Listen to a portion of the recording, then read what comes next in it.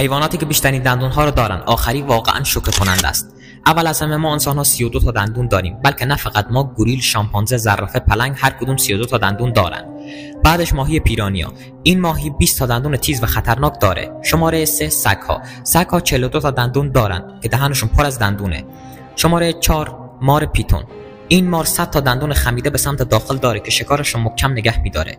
شماره 5 غریال. این موجود آبی 110 تا دندون سوزنی شکل داره که واقعا ترسناک به نظر میاد.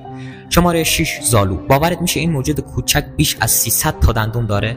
شماره 7 تمساح نیل. این موجود در طول زندگیش 3000 تا دندون داره چون دندون‌های شکسته رو دائما جایگزین میکنه.